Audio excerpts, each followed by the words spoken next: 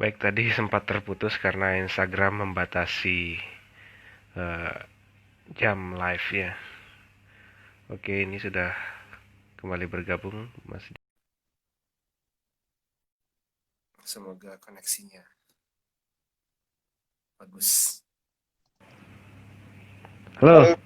sorry, tadi terputus ya. Ah, Telkomsel tiba-tiba tanda seru, menyebut merek. Sorry. Ya, ini tadi menguap begitu saja diskusi kita tadi itu. Tunggu dulu ini. Mana itu tadi? Sampai Tadi sampai itu teologi sama sekularis. Jadi ya. kalau sebenarnya kedua ini adanya kelompok kedua ini itu eh, saling mempengaruhi gitu. Adanya kaum sekularis ini sebagai reaksi atas eh, kaum-kaum teologis gitu yang ingin beragama secara kafah. Sementara sekularis ini ingin ya sementara lah kita kotak-kotakan dulu lah. Ini perkara agama, ini perkara negara, perkara kehidupan, jangan dicampur aduk gitu.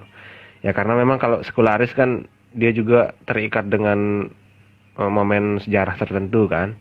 Di era Dark Age-nya Kristen dulu di zaman pertengahan itu, di mana otoritas gereja Katolik itu sangat kuat, gitu, monopoli kebenaran, hegemoni pengetahuannya sangat kuat di situ.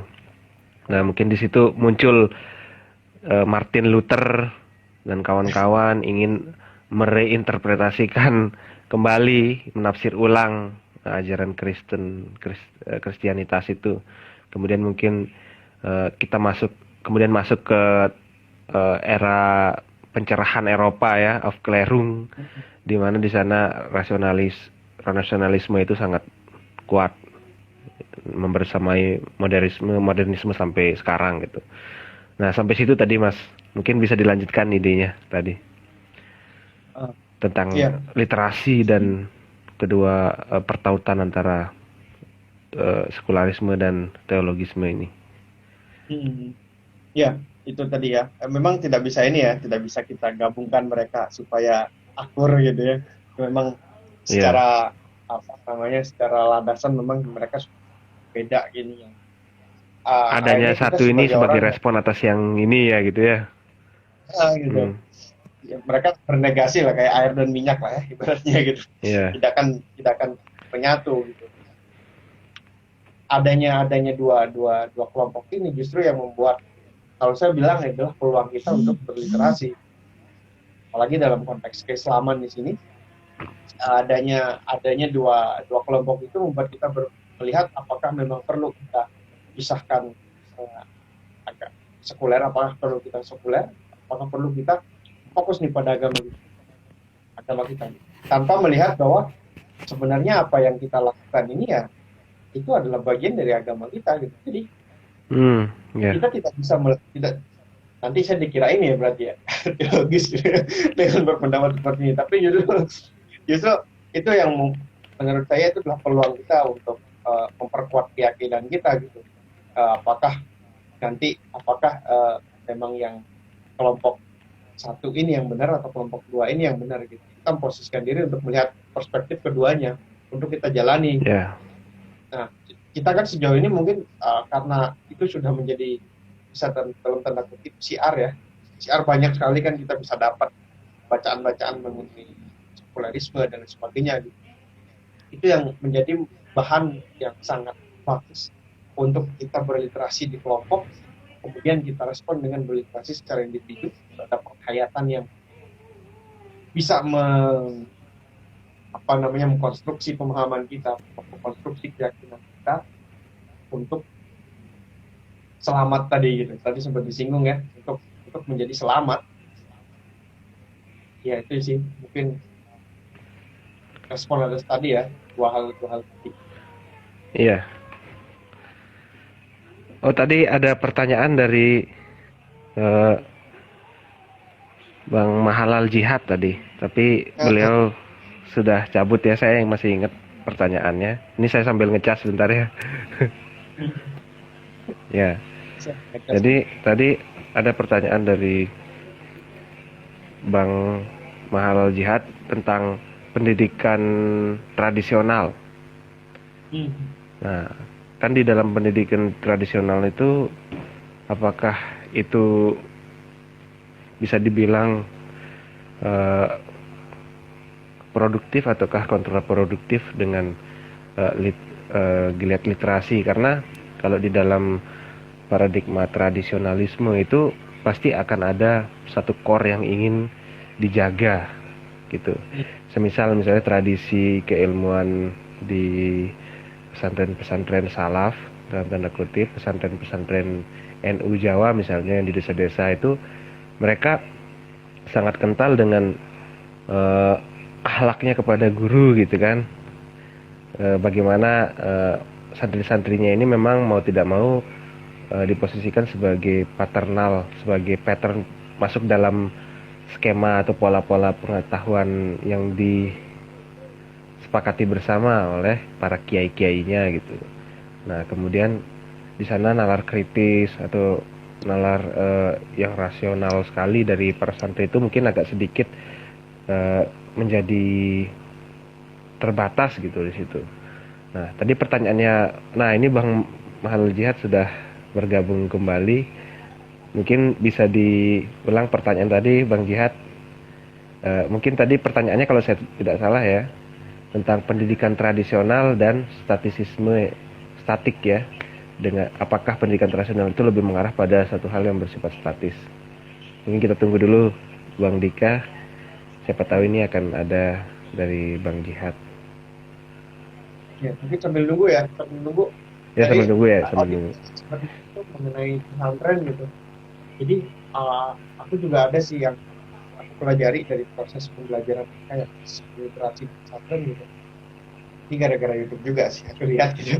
Aku belajar di sana gitu bahwa memang banyak gus-gus ya, banyak gus-gus, banyak santri-santri yang memang dia secara khusus memang melakukan ibaratnya dia pondok lagi di pesantren lain untuk mendalami suatu ilmu. Mendalami suatu ilmu agak horizonnya itu semakin luas. Horizonnya itu. Tapi yang saya garis bawahi adalah dia tidak menyalahkan gitu. Dia tidak menyalahkan tidak sesuatu yang menurut dia itu tidak sesuai sama apa yang dia yakini sebelumnya gitu. Itu menurut dia keliru, tapi dia tidak menyalahkan. Nah, itu menurut saya proses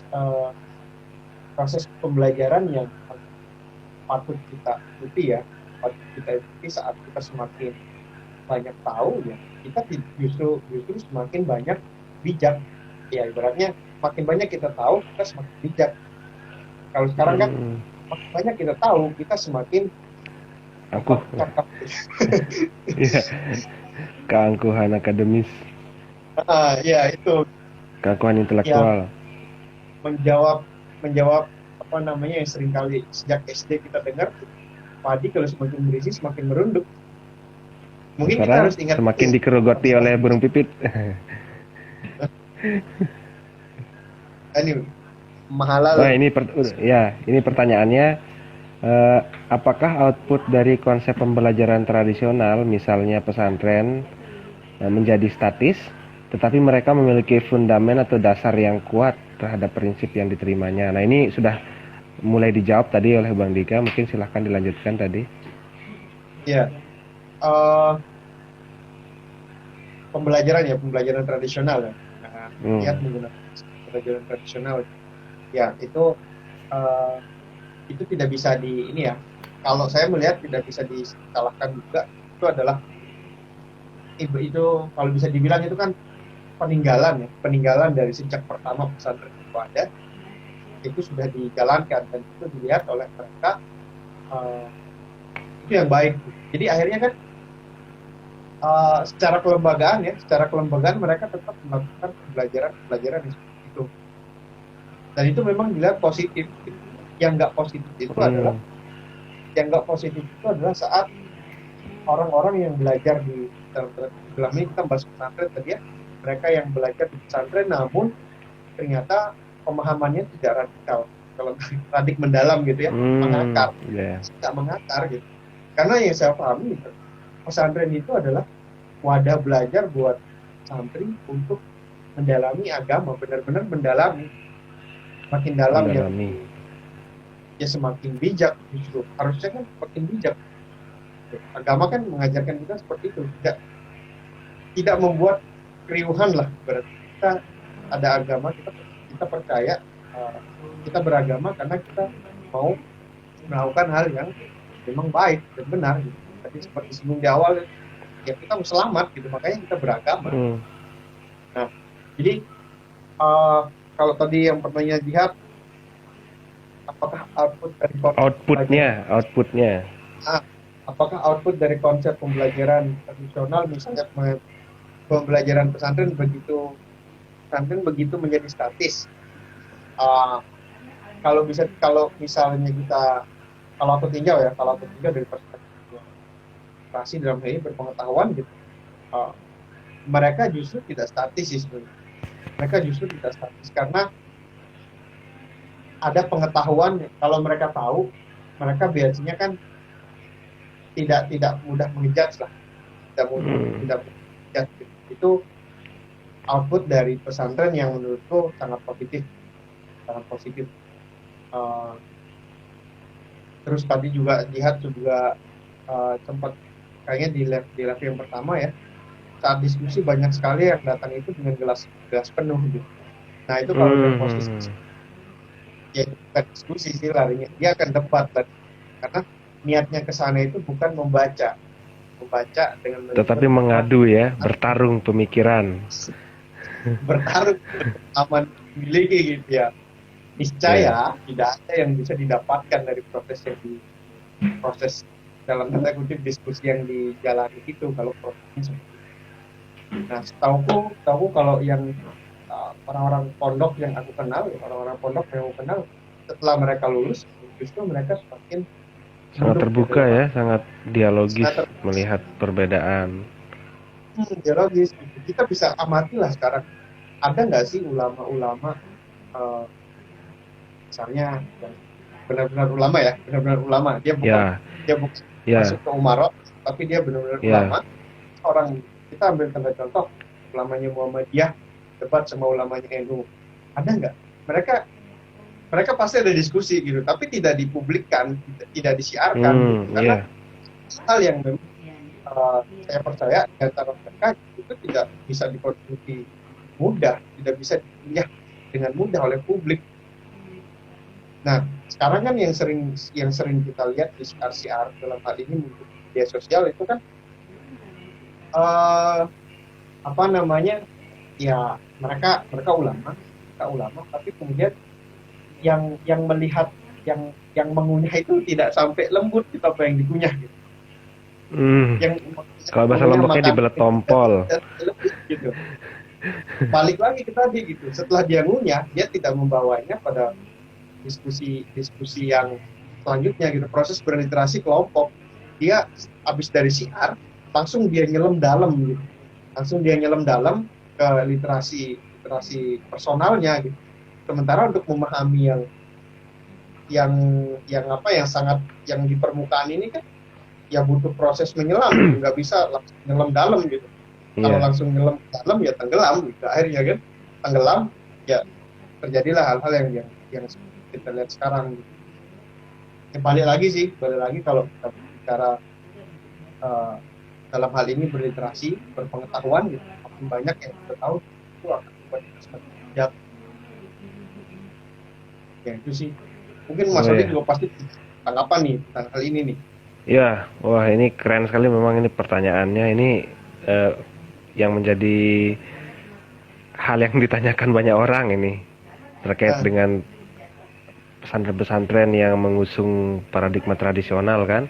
Bagaimana dia mempertahankan bagaimana pola pendidikan terutama di Jawa ya, karena mau nggak mau kita memang secara kultural itu khas Jawa ini.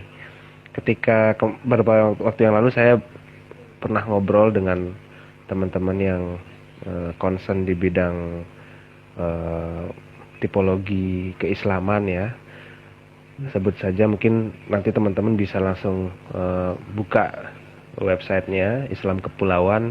Itu sangat bagus sebenarnya, sangat bagus sekali bagaimana berusaha untuk menampilkan keunikan-keunikan dari khazanah keislaman di setiap pulau-pulau di Nusantara ini. Nah, di situ memang ketika kita berbicara tentang Jawa dan Lombok dan sebagainya, itu sangat unik. Ketika pesantren yang berkembang di Jawa itu pasti akan ada sangkut pautnya dengan budaya Jawa, tata kerama dari eh, bagaimana adab. Mungkin secara, kalau kita bahas adab secara Islam itu mungkin ya universal ya, karena itu sudah disepakati dan sumbernya dari Al-Quran dan hadis, bagaimana kita memuliakan guru dan lain sebagainya. Tetapi uniknya lagi ketika anasir teologis yang sudah rigid itu ditambah dengan budaya, bagaimana mungkin dalam pandangan orang-orang yang tidak suka menyebut bahwa budaya di Jawa itu misalnya sangat feodal gitu. Ketika ke rumah syekh atau apa itu, ke kiai itu kita harus merangkak dulu gitu. Jalan pakai lutut misalnya, kita harus sungkem, yai mbah yai gitu gitu kan. Nah, itu mungkin dalam pandangan kultur yang berbeda itu, wah ini sangat feodal dan sebagainya. Tapi dari feodal yang bersifat feodalistik itu, ketika ditautkan kepada adab yang bernilai universal dalam Islam, itu sangat menarik. Dan itu tuh menjadi hal yang selalu dirawat sampai kapanpun gitu. Ketika misalnya eh, santri itu mendengarkan apa wejangan dari kiainya, di situ tidak hanya masuk dari telinga kanan dan terperangkap di kepala gitu saja, tetapi ada proses literasi di sana, seperti yang Bang Dika katakan tadi, bahwa memang unik anak-anak pesantren yang sudah matang ilmu agamanya ini, ketika melihat perbedaan itu mereka tidak gagap. Jadi tidak cepat untuk menjustifikasi suatu atau menjudge kelompok lain sebagai kelompok yang salah, karena dia sudah berdialog di dalam kepalanya sendiri, atau mungkin tadi disebut oleh Bang Dika sebagai literasi individu ya. Kemudian dia juga matang secara literasi kelompok. Jadi itu merupakan sebuah, bisa dibilang intelektual yang mendekati paripurna. Dan kalau kita mungkin sedikit sharing ya, ketika mungkin teman-teman di sini pernah dengar namanya hermeneutika gitu. Hermeneutika. Jadi memang kalau kalau di tradisi filsafat itu kan sebenarnya sederhana. Filsafat itu apa ya? Wisdom itu sendiri, wise itu mencintai kebijaksanaan. Bahkan ya ketika kita, mungkin teman-teman nanti tertarik membaca suatu karangan atau literatur filsafat, di situ pasti ujungnya tentang ini, tentang wisdom. Saya pernah itu menyelami, pokoknya kan saya fokus di hermeneutika juga. Ada sosok namanya Gadamer, itu rumit pemikirannya, rumit, tapi ujung-ujungnya itu ya wisdom itu, tentang bagaimana penafsiran itu kelumit yang sangat rumit itu, ujung-ujungnya itu adalah menggapai suatu Bildung namanya kalau dalam bahasa Jerman. Di suatu Bildung itu orang-orang yang tercerahkan. Mungkin kalau dalam bahasanya Ali Syariati itu disebut sebagai Rausan Fikir, itu intelektual-intelektual yang tercerahkan. Jadi di mana apa yang dimaksud tercerahkan? Mungkin ini nyambung dengan penjelasan Bang Dika tadi, bahwa orang yang tercerahkan ini dia sudah selesai dengan literasi individualnya, kemudian literasi kelompok, lalu dia bisa secara pener, kalau dalam bahasa Jawa kan, secara bijak untuk mana yang harus memperluas, mana yang harus mensiarkan, mana yang harus hanya di kelompoknya sendiri saja diperbincangkan, seperti itu. Kalau kita kembali lagi ke pertanyaan jihad tadi tentang output dari pembelajaran tradisional, mungkin ketika itu benar-benar merepresentasikan paradigma tradisionalisme itu, ya outputnya itu akan mencapai suatu orang yang tercerahkan itu. Jadi tidak cepat untuk menjudge kelompok lain, tidak cepat sampai pada kesimpulan yang sudah diyakini secara absolut ya kebenarannya, tetapi masih bisa menerima kebenaran lain gitu. Maksudnya masih bisa membuka diri terhadap pengetahuan yang lebih luas, seperti itu. Nah, mungkin tadi juga ada pertanyaan dari apa? Dari Bang ini ya. Dari Bang siapa tadi? Sebentar. Yang rekannya Bang Dika yang dari, nah tadi sudah hilang pertanyaannya. Oh, tadi Jadi ini sih kayaknya literasi pernyataan yang aman, ya pernyataan ya. siap siap Iya, ya mungkin ini siap. Bang Jihad ada tanggapan? Silahkan bisa langsung menulis di kolom komentar. Oh beliau ini saya langsung tembak tadi, harus mengisi minggu depan. Saya pengen gali ilmu tentang ini, bagaimana integrasi agama dan sains. Terutama kan beliau kan expertise-nya di biologi kan. Jadi teman-teman mungkin banyak yang baca bukunya Harari, dia kan Darwinian sekali kan. Sebenarnya gimana sih ini eh, teori penciptaan misalnya dan sebagainya itu bisa kita gali sama Bang Jihad. Nah, gimana Perspektif Bro sains ya Jihad? berarti. Ya, itu penting sekali itu karena ini kan sudah sedikit udah banyak sekali ilmu yang kita gali dari perspektif literasi apa studi literasi, studi kepustakaan. Nah, mungkin ini eh, sembari menunggu ya. Kalau di dunia literasi itu Bang Dika apa ada semacam, mungkin ini saya sangat awam di situ ya. Apakah ada semacam kode etik di situ? Ketika mungkin dalam dunia jurnalistik ya itu ada etika jurnalis, di dunia medis ada etika medis. Kemudian kalau di ilmu kepustakaan itu sendiri itu sangat menarik. Mungkin ini orangnya nggak hadir di sini, yang juga ini merequest materi dari Bang Dika, namanya Rudi. Gus Rudi. Ya, dia minta materi, jadi dia kan juga concern di library studies. Jadi memang menarik ya ketika kita ngomongin tentang perpustakaan itu juga berkaitan dengan politik, dengan hegemoni pengetahuan. Makanya saya eh, apa ya tertarik untuk mengangkat tema hegemoni pengetahuan ini gitu. Apakah ada nggak sih semacam takaran moral tertentu di dalam pengembangan kepustakaan ini gitu, ke pengembangan literasi? Apakah ada takaran moral pada etik? Ya, ya mungkin Iya, kalau secara eksplisit mungkin tidak. Aku masih belum menemukan sih apakah ada yang secara eksplisit dijelaskan seperti kode etik. Yang ada sih memang kode etik dari pustakawan. Jadi orang yang hmm, berada orangnya di ya. Kode di etik itu kan mengarah ke orang. dari tapi yang pasti adalah eh, ini bisa dibilang adalah secara apa namanya filsafat keilmuannya dari pustaka itu berbicara tidak hanya tentang sesuatu yang tertulis sekarang itu sesuatu yang Hmm, tertulis saat misalnya nanti hasil dari live IG ini diunggah di Instagram ini menjadi sebuah pustaka ini menjadi pustaka sebuah ya. pustaka. Nah, kan ada profesor di salah satu uh, buku penelitian ya, di bukunya menjelaskan bahwa uh, orang pun sekarang itu menjadi pustaka karena saat misalnya Hmm, dalam hal ini aku menjelaskan, Odi juga menjelaskan, Odi adalah pustaka yang hidup di mana menyampaikan pengetahuan, menyampaikan informasi ini pada orang lain, kemudian orang lain memproses itu untuk menjadi informasi atau bahkan pengetahuan bagi dirinya. Nah, hmm, jadi pustaka di dalam pustakawanan kemudian tidak hanya melihat pustaka sebagai sesuatu yang tertulis gitu kan ya. Tapi pustaka adalah sebuah produk yang membuat orang berpengetahuan.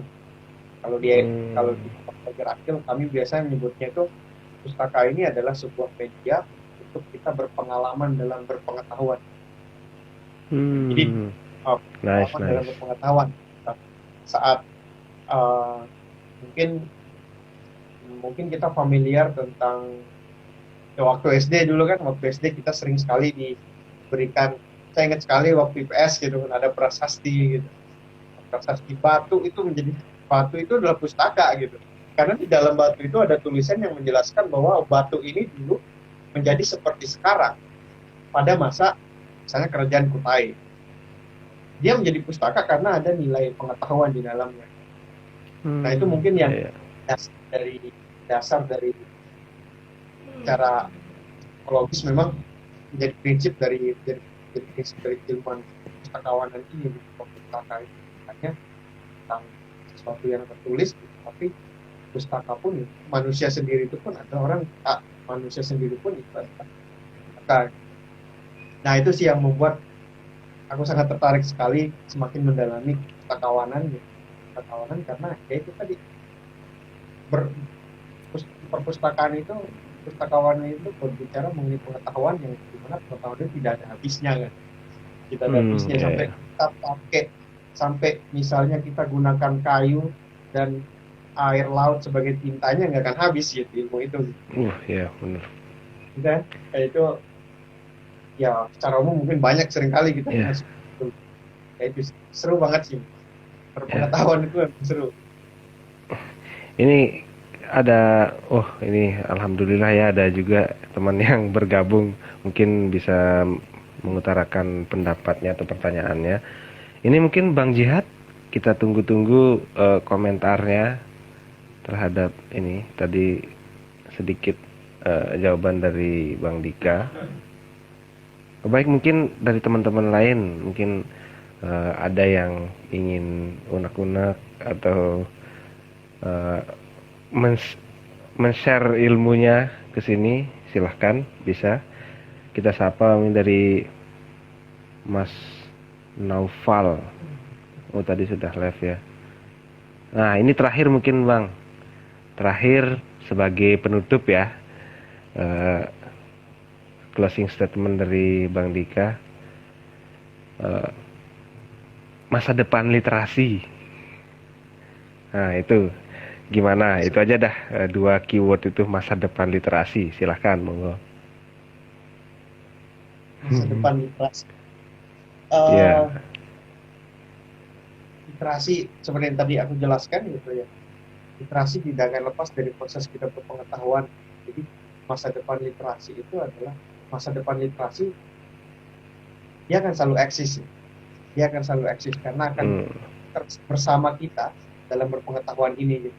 Baik itu dalam mendalami agama maupun dalam mendalami pengetahuan umum dan kehidupan kita sehari-hari. Karena kan literasi ini kan, kalau tadi kita gunakan definisi awal, balik lagi ya, kita tetapkan tadi definisi operasional di awal gitu, kalau literasi ini kemampuan gitu, ini akan terus ada pada kita, tinggal bagaimana kita melatih melatih literasi kita ini agar semakin tajam dan juga semakin menunduk lah dari apa yang kita dapatkan tadi. Dan tidak hanya sebatas buku ya, tidak hanya sebatas teks saja. Banyak teks gitu. Jadi makanya sekarang kan orang makin banyak bikin podcast, orang makin banyak bikin audiobook ya, ada juga sekarang gitu. Ya, YouTube audiobook. lagi banyak sekali gitu. Karena orang sudah Yang malas mulai baca bisa denger kan. gitu. Makin inklusif lah gitu ya. Literasi sekarang makin inklusif gitu. Tidak hanya tentang yang dibaca. Sampai ya akhirnya kan orang yang tidak bisa melihat, dia bisa mendengar. Dia bisa pengetahuan dari apa yang didengar ya, dari teman-teman yang terbatas. Nah itu, jadi masa depan dari literasi itu menurut saya akan selalu cemerlang ya, selalu cemerlang ya, tidak suram. Selalu cemerlang selama orang-orang yang ada di dalamnya ini memang ada kesadaran untuk terus berpengetahuan. Ya, ada kesadaran untuk terus berpengetahuan. Luar biasa itu keyword yang bisa menjadi quote of the day kita hari ini ya. Baik, mungkin terima kasih Bang Dika atas waktunya, telah rela meluangkan waktu istirahatnya hampir 2 jam ya. Oh ya, bagi teman-teman yang tidak sempat mengikuti diskusi ini secara utuh, jangan khawatir. Video diskusi kita yang tadi sesi pertama sampai sesi kedua ini akan kita post di laman IG, Instagram Al-Hasri Institute gitu. Kalau untuk sesi pertama tadi bahkan sudah saya post tadi, sudah bisa dinikmati pustakanya gitu. Nah, baik, sekian. Insya Allah diskusi ini akan selalu ada ya setiap minggu, setiap malam Selasa dengan tema yang berbeda-beda. Dan untuk perlu diingat, ini bukan terakhir kali ya dengan diskusi dengan Bang Dika. Insya Allah Pak akan selalu, ya, kita akan tetap menggali ilmu dari beliau. Baik, jika ada kekurangan mohon maaf. Sekian, assalamualaikum warahmatullahi wabarakatuh. Di